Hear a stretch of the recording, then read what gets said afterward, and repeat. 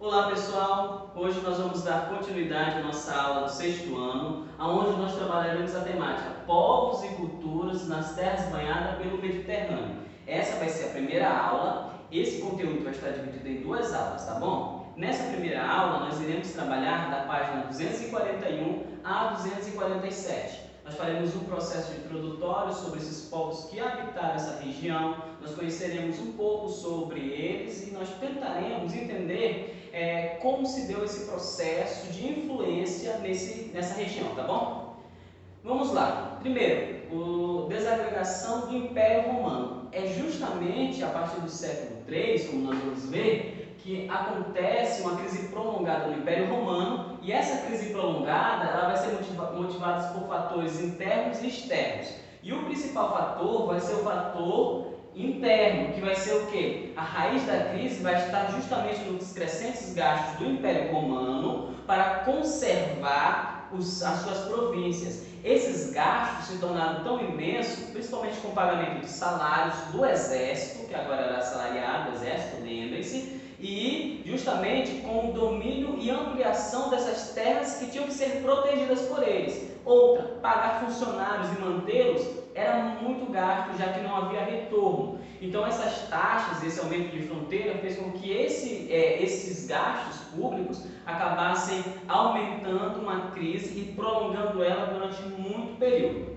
Então, devido à pressão dos germânicos, que vai ser uma pressão acontecente na fronteira, o Império Romano ele vai começar a entrar em uma crise capital. O que seria isso? As partes urbanas do Império Romano começam a entrar em crise e ocorre o que nós chamamos a ida das pessoas que habitam na capital ou na região urbana para a região rural. Isso nós chamamos de processo de ruralização. Isso é justamente causado pela crise que eu falei anteriormente, a crise do Império Romano, principalmente na área da economia, tá bom? Então, os campos, as terras cultiváveis, elas estavam sempre nas mãos daqueles mais poderosos. E esses proprietários de terras, ricos do campo, eles acabavam se beneficiando com esse processo de ruralização, dando assim início a uma forma econômica que vai chamar de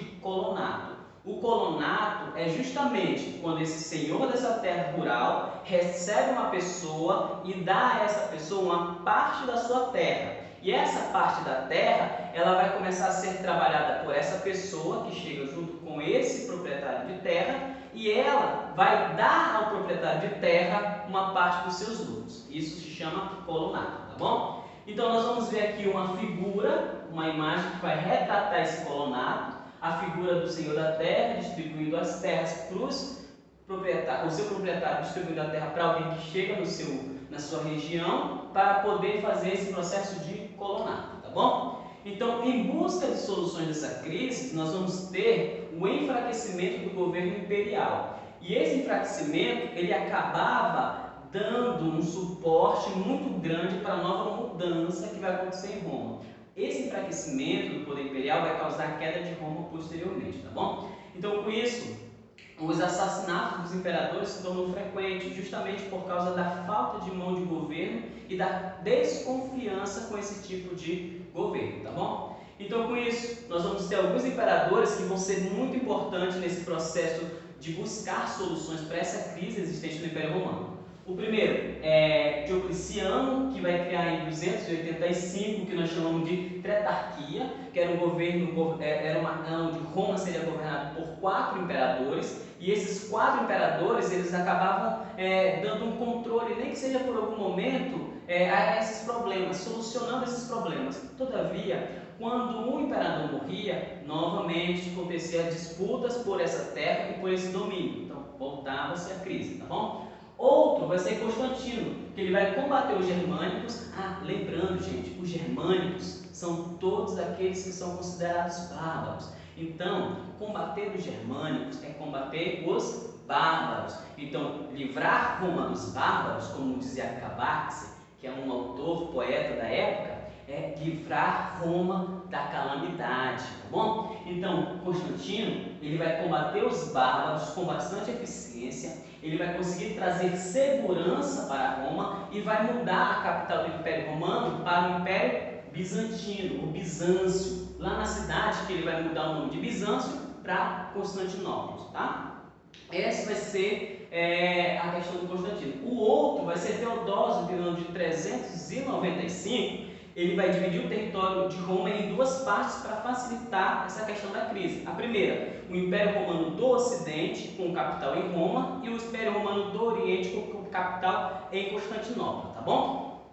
Então nós vamos ver aqui o Império Romano dividido segundo Teodósio, as duas regiões de Roma e as duas capitais, Constantinopla e Roma, tá bom?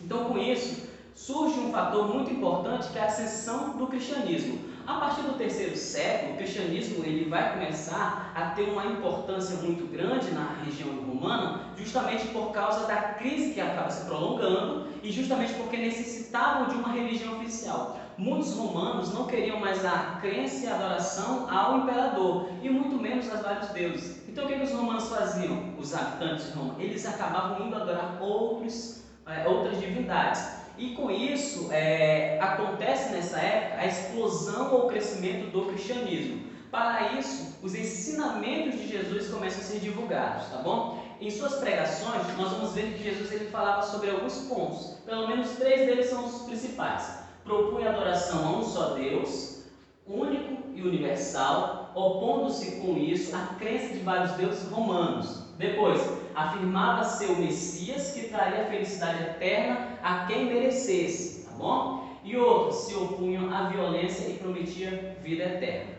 Então, dentro dessa perspectiva, o cristianismo começa a se estruturar no Império Romano. Então, conforme o cristianismo se expandia, as autoridades começavam a fazer o quê? A persegui-lo para tentar diminuir. É o caso de Saulo, que vai perseguir a igreja, e depois vai se tornar Paulo, um dos maiores escritores da Bíblia que nós temos, tá bom? A perseguição aos cristãos aconteceu por mais de 2 séculos e incluiu vários tipos de atrocidades. Primeiro, execução pública e crucificação, exposição às feras famintas para serem devoradas e, por último, destruição de suas igrejas. Muitos cristãos, eles acabavam... nós temos uma imagem aqui de uma parede que era cheia de tijolinhos e remontando uma das grandes atrocidades feitas com os cristãos, que era jogar eles dentro de um local fechado com feras famintas para comê-los eles vivos, tá bom?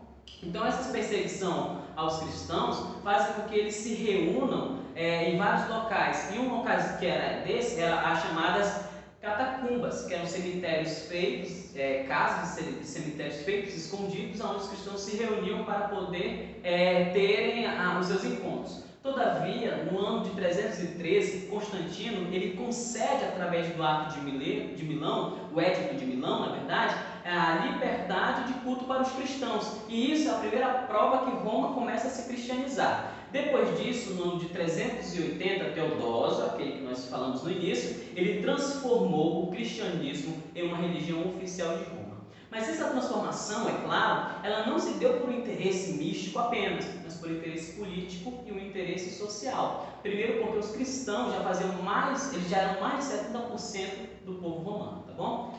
Então, gente, nós vamos ver aqui a cronologia desse processo até do nascimento de Jesus até o Império de Roma adotar o cristianismo como religião oficial. Então nós temos para essa aula de hoje uma atividade que se encontra na página 261 e 262, questões de número 1 a número 5, tá bom, pessoal? Então a gente se vê na próxima aula. Tchau, tchau!